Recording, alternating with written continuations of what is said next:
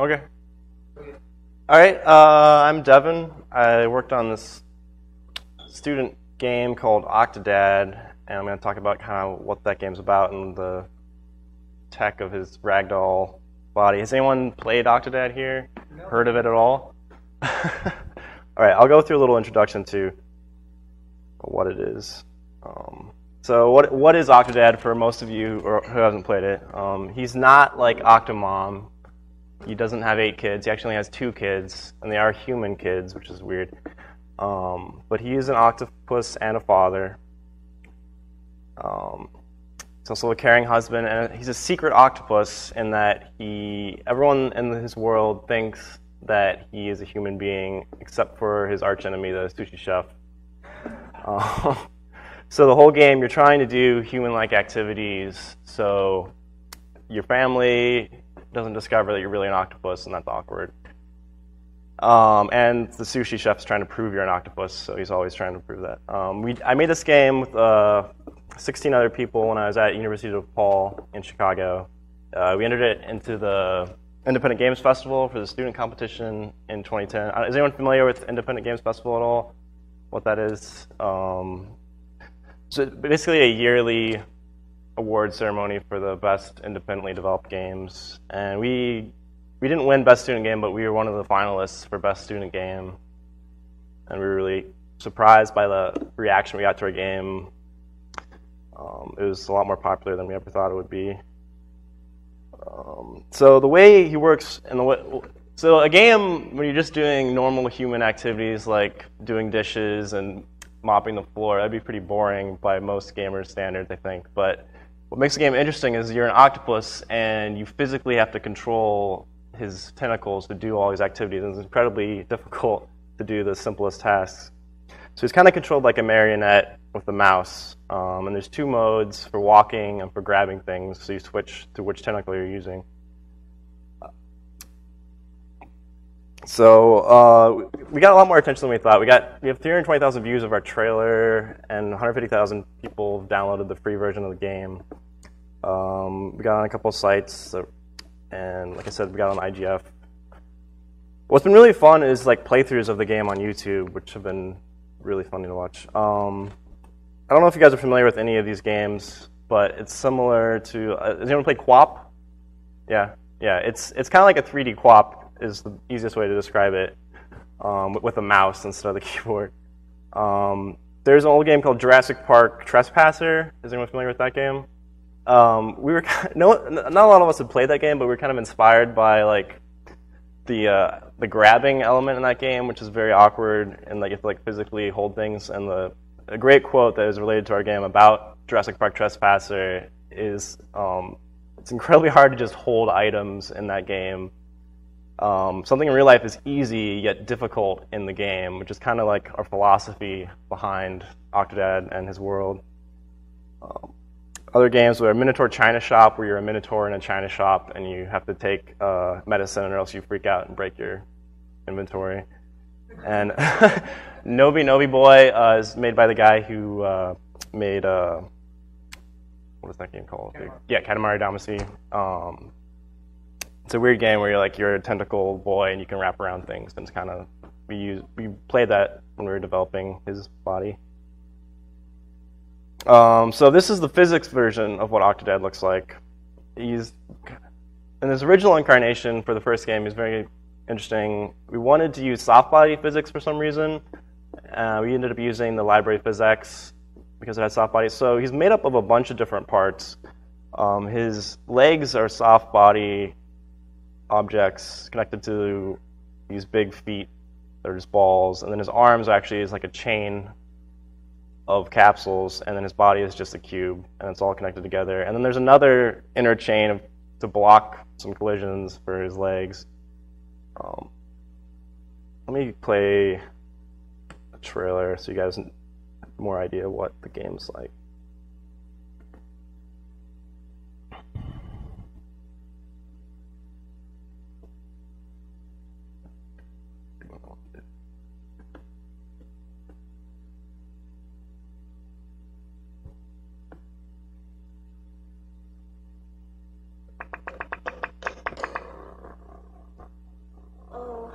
know you've been working late in the basement. Tonight out, okay? Until you get past my gauntlet of awesome challenges, I'm holding your fancy dinner suit hostage. Daddy, help! I went to take my nap, but Tommy told me there were monsters in my room.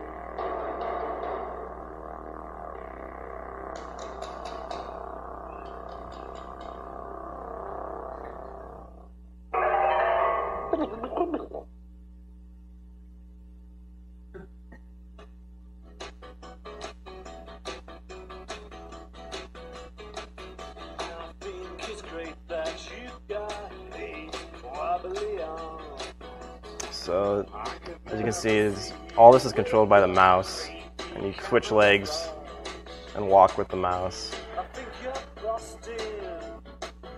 You are so real.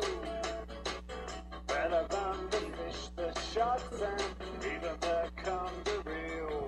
Because love you.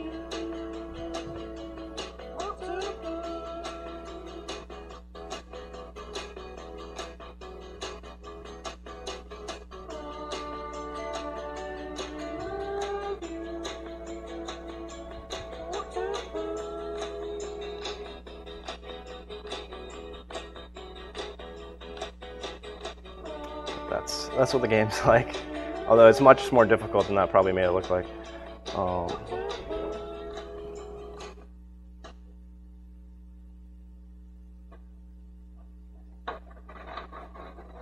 We also made a costume.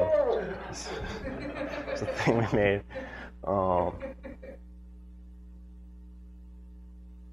Okay, so I'm just gonna go like a really brief overview of 3D physics and ragdolls. I don't know what your guys' background is, so this might be too simple or too over your head. I'll try. So in 3D physics, the basic collision types that are fast are cubes, spheres, and capsules, which are all very fast to determine collisions. And if you want more advanced things, convex holes. So oftentimes you have to turn your 3D models into multiple convex meshes because you can't really use a concave surface very easily. And the way things move in 3D space is, I'm sure you all know there's XYZ coordinates. That's what 3D is. But the way things move is through translation and rotation of those XYZ axes. The way physics are resolved is integrating mass to acceleration, and then you get a velocity, and you can add that to the position to translate it, and you can do the same thing for rotation. Yeah, it's all much more complicated than that, but you don't have to really know any of that to have fun with physics libraries. And then if you want to make a ragdoll, you have to constrain a bunch of physical objects somehow. You do that through joints and constraints. And there's lots of different joints you can create. Mostly they're different variations of constraining the 3 translations and rotations you can do. So like my elbow, for instance, only has one swing direction. And so if you wanted to create an elbow-like joint, you'd have to constrain 2 objects, like 2 bones, and you'd have to limit that to one swing direction. To make a rope-like object which is Octodad's made up of a lot of ropes, basically, is basically a ball and socket joint, which is similar to a lot of your joints as a human, but he's not as constrained. But making a bunch of ball and socket joints together kind of simulates a rope-like effect, like a chain link thing that has more twist. His arms were made out of a bunch of joints. On the first game, we're working on a second game, which I'll get to later, but so we wanted to use this soft body physics because it was exciting and more advanced, and no games really use soft body physics because it's not really that useful for a lot of things, but it looks cool to have jelly-like objects and things like that. It's kind of similar to just using joints and constraints in that, like, as you can kind of see in this picture, well, not really well, but like the simplest way to create a soft body-like object is to like just connect a bunch of spheres on springs to like a center point, and then if you throw that, it would behave like a Jello sphere, basically. So you can create soft body-like effects through different methods that are that simple and more complicated. I think PhysX uses. I'm not an engineer of physics by any means, but the finite element method is used in PhysX and real simulations, which basically like it takes your triangle mesh, which is the art mesh, which is made up of a bunch of triangles, and makes that 3D by representing it kind of as like a triangular grid of 3D tetrahedron, and then all the points and vertices on the tetrahedron, and it has to calculate forces and deformation that way, which is it's kind of just a more complicated version of having springs and connecting all the verts by springs. But that's a Brad Pitt fat there. So our first game was pretty successful for a student game and a free game, like I said. So a lot of us graduated and we wanted to go do something with that. So we did a Kickstarter earlier this year. Do you guys know what Kickstarter is? Yeah? All right. So a lot of people don't, so it's always hard to explain it. So we did Kickstarter and we ended up getting $26,000 to make a sequel, which is pretty cool. Not nearly enough money to fund a 2-year game like development with 8 people, but still it's something. So we started a company called Young Horses to make this second game. And this is basically the new Octodad, more polished. And our new game is Octodad Dadliest Catch. That's the title before we get sued by the Discovery Channel. Just to compare, so for the old game, this was the physics representation. As you can see, his torso wasn't very interesting. It had like an animation on it, but it was just basically a cube, and that's how it would react to things.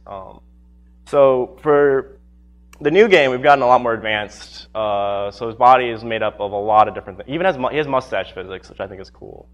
So his mustache physically bounces around and stuff. We ended up ditching the soft body things because it was weird just having soft body legs, and they just were kind of glitchy. So we ended up making his legs like his arms and actually giving him feet. Everything. The problem is having this many joints in a ragdoll becomes very high computationally. So like on my MacBook Pro, my new MacBook Pro, it takes like at least 3 milliseconds to resolve his joint simulations, which is really a lot of time when you only have 16 milliseconds to get 60 FPS. So we also have a lower detail version for the new game to allow lower end hardware to run him.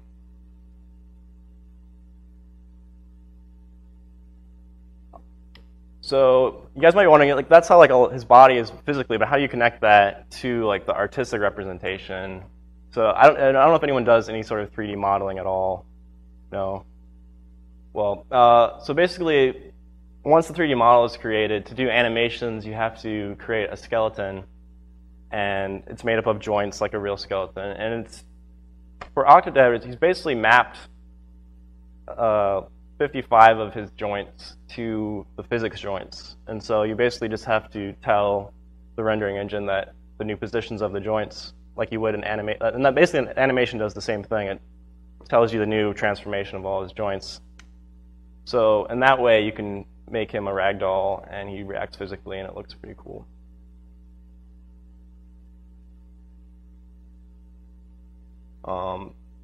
So for how he's controlled is kind of interesting. So, and this is just a wall of text. And whenever someone plays our game on YouTube, it's really funny to watch them get to the control screen because they're just like, what the fuck? They just look at this controls, and it's kind of terrifying. So basically, when you're in the mouse mode, when you're in the arms mode, you just move the mouse, and it's in like this plane. Like if I'm moving the mouse, my arm would actually do this. If I hold down the right click, then my arm can suddenly like move in this plane.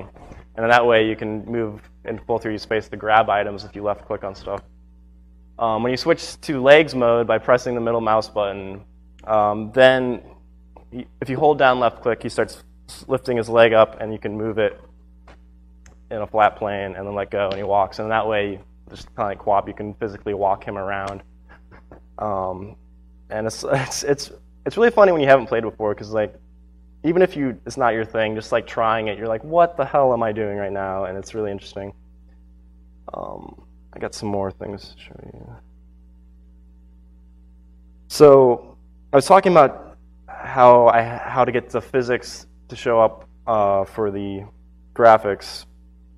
So I made a video of some of the horrors that happened during that process from the first game to the second game. And I'll show you that now.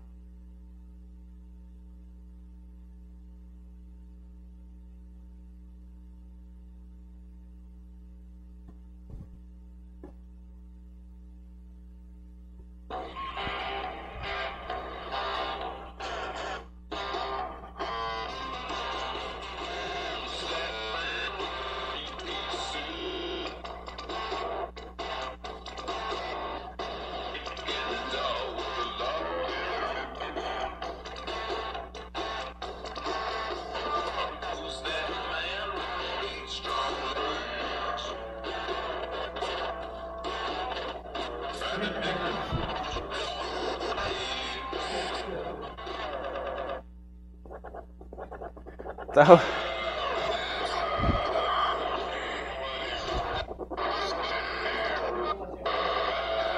what's that? Right there.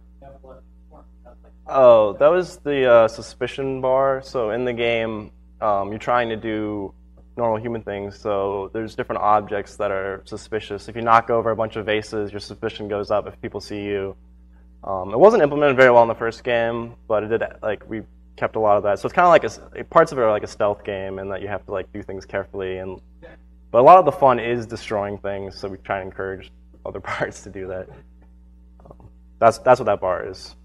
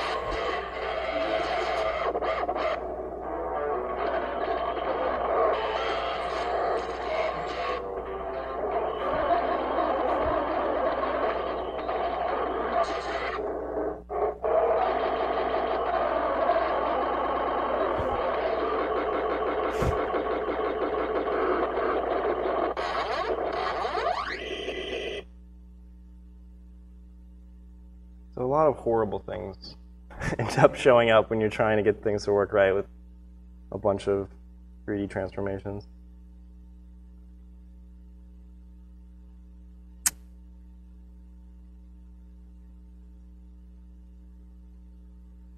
So that's the gist of it. You can download the game for free, the first game, at octodadgame.com if you want to try it out.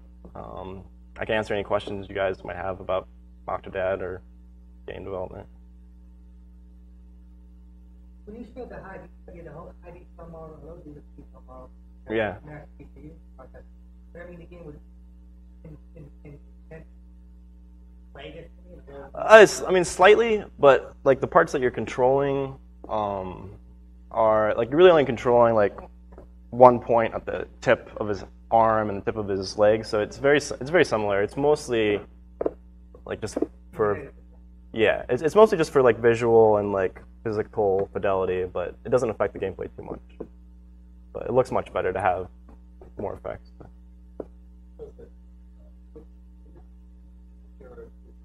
It's just we might do that later, but and it's just in the options right now. It's like a graphical setting. You can switch his physics details for the new game. Yeah.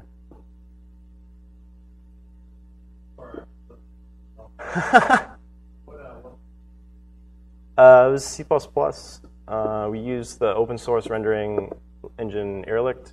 We use PhysX, which is free for Windows, Mac, Linux. And we use fmod for sound. Yeah.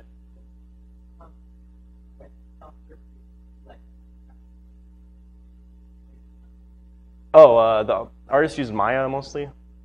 Yeah. But you could do all of it in Blender if you know Blender really well. But mostly Maya.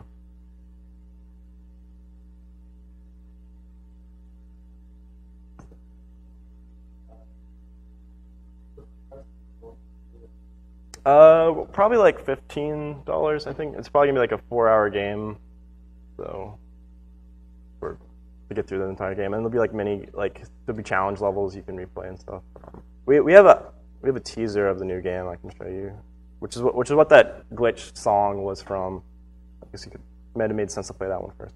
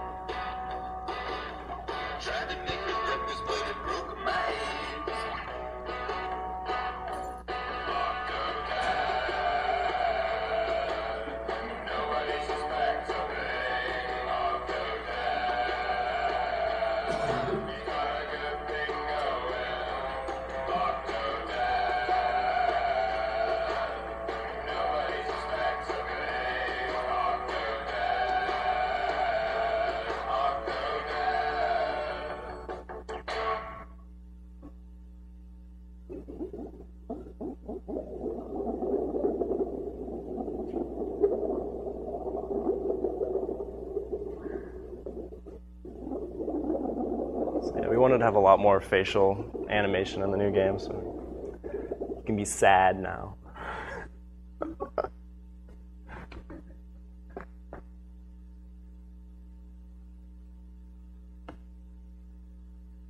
Yeah, if you have any other questions, you can email me at devon@octodadgame.com or hit me on Twitter at devonsoft. All right.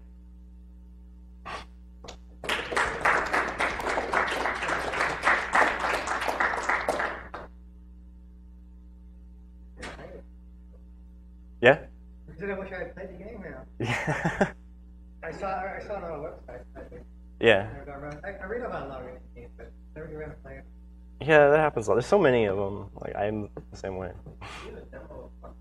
Yeah, no, yeah. If you guys want to play the newer game, we have a demo of it running at the Art Glitchware. Did I say that right? I don't. Glitch Artware. I'm ruining it. Art Glitchware, artware for glitch, right? Glitch. Yeah, but if you want to play the game, just head over at the Glitch Artware booth, and it's up for play. There's a bunch of other indie games over there too that Jake has kindly set up. So. Are you going to do a plan for that? Yeah, yeah. I guess there's a speed run on YouTube of like 7 minutes, which I can't beat, but I don't know, I'm pretty bad at video games, but everyone who plays our game thinks I'm really good, but I play it all the time, so.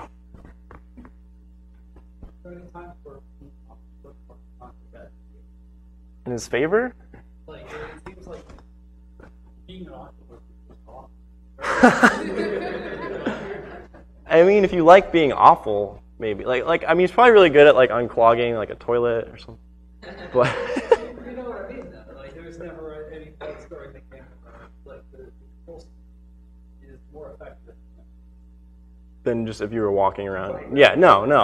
Well, there's a moment in the new game we haven't done yet where he's gonna like go back to the aquarium and leave his family, and like everyone hates me. And he's gonna swim around, and then the controls get like really easy because he's an octopus again. And he can do things really easily. But then he learns that. Well, you'll have to find out what he learns. Good teaser.